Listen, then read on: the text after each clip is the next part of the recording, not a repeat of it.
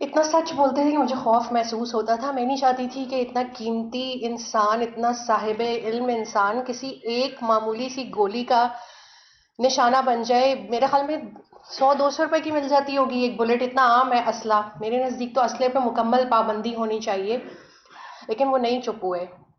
जब उन्हें धमकियां आना शुरू हुई, हमारे घर में आने की कोशिश की, हरासानी शुरू हुई, तो मैं बहुत एक्टिव हूँ। जब हामिद मीर साहब के ऊपर हमला हुआ था, तो वही बात कि हमारे मुल्क में मारने वाले हमेशा इतने बड़े होते हैं ना, इतने लार्जर देन द वर्ल्ड उनको पोर्ट्रे किया जाता है कि आप उन्हें कुछ कह ही नहीं सकते। तो मैं उन वाहिद लोगों में से शुरू में थी जिन्होंने ट्वीट करके कंडेम किया कि आपने हमारे सहाफ़ी को निशाना क्यों बनाया है। आपको किसी के नज़रिए से इख्तलाफ हो सकता है, लेकिन आप उसकी जान के पीछे पड़ जाएं।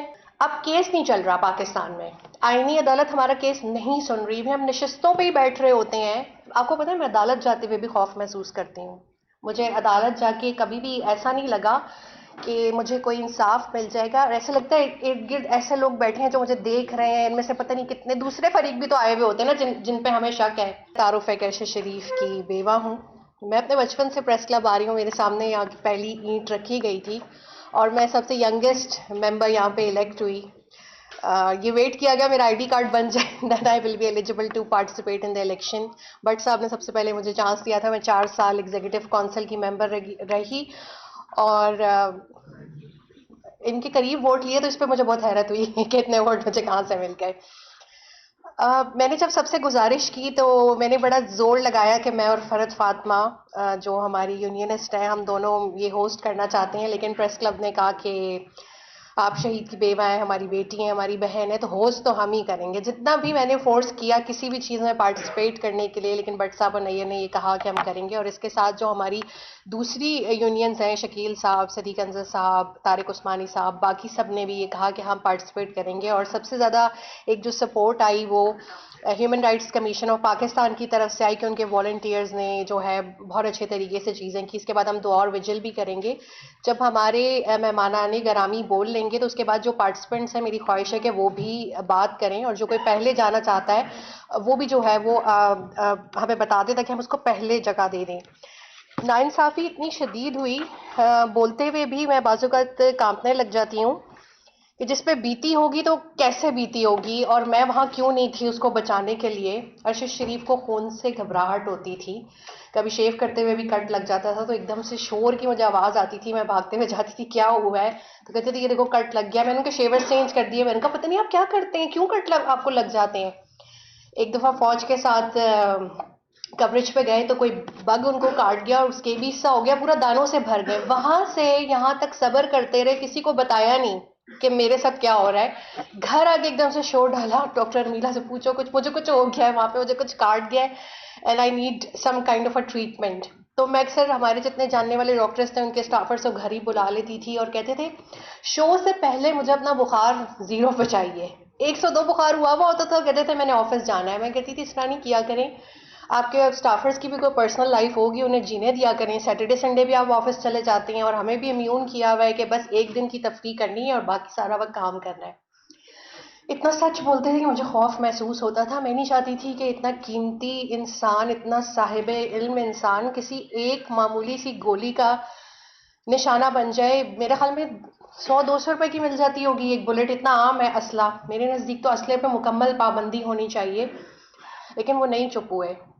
जब उन्हें धमकियां आना शुरू हुई, हमारे घर में आने की कोशिश की, हरासानी शुरू हुई, तो मैं बहुत एक्टिव हूँ। जब हामिद मीर साहब के ऊपर हमला हुआ था, तो वही बात कि हमारे मुल्क में मारने वाले हमेशा इतने बड़े होते हैं ना, इतने लार्जर देन द वर्ल्ड उनको पोर्ट्रे किया जाता है कि आप उन्हें कुछ कह ही नहीं सकते। तो मैं उन वाहिद लोगों में से शुरू में थी जिन्होंने ट्वीट करके कंडेम किया कि आपने हमारे सहाफ़ी को निशाना क्यों बनाया है। आपको किसी के नज़रिए से इख्तलाफ हो सकता है, लेकिन आप उसकी जान के पीछे पड़ जाएं। अल्लाह ताला ने उनके लिए ज़िंदगी लिखी थी, वो बच गए, उनको बर वक्त जो है वो ट्रीटमेंट मिल गया, लेकिन एक तवील अरसा वो बीमार रहे, लेकिन काम करते रहे।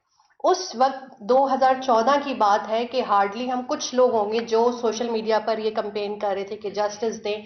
अरशद खुद अदालतों में जाते रहे, कुछ भी नहीं हुआ।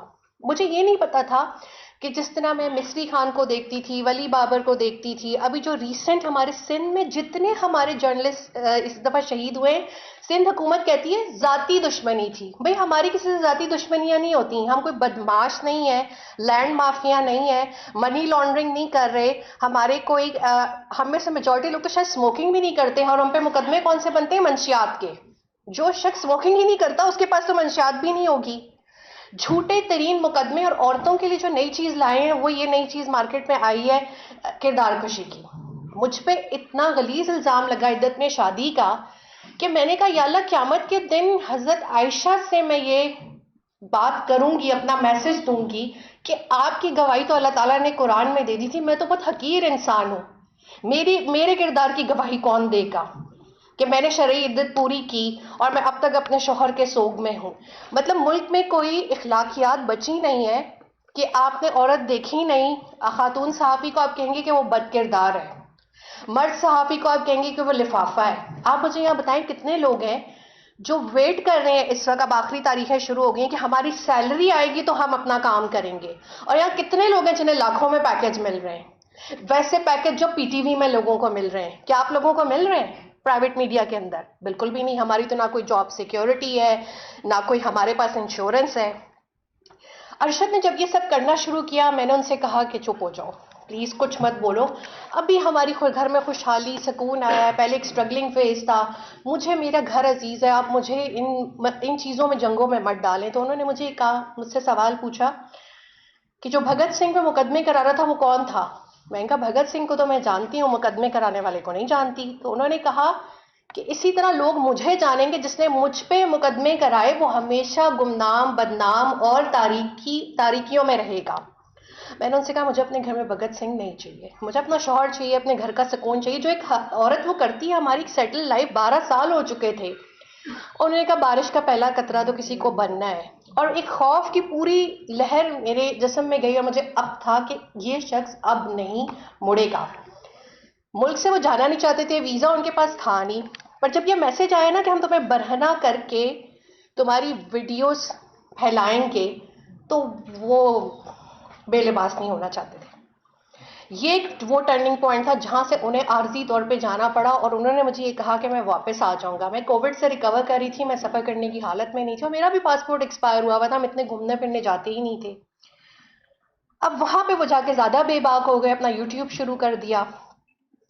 जब उन्हें टारगेट किया गया तो वो इतना ब्रूटल था कि मुझ तक वो तमाम तस्वीरें पहुंचाई गई कि मैं देख लूं कि ये देख लो अपना शौहर। सच बोलता था ना, हमने देखो इसका क्या हाल किया। कल की बोन मिसिंग थी क्योंकि बुलेट वुंड जो था वो हेड शॉट था।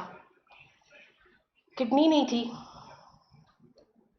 नेल्स नहीं थे, पसलियां टूटी हुई थी, ब्रूज ही ब्रूज थे, एक आंख खुली हुई थी, एक बंद थी, क्योंकि गोली वहां से होते हुए यहां से निकली थी। सही सालिम शौहर भेजा था, सेहतमंद बाहर भेजा था, और इस इंतजार में थी कि उसी तरह वापस आएगा।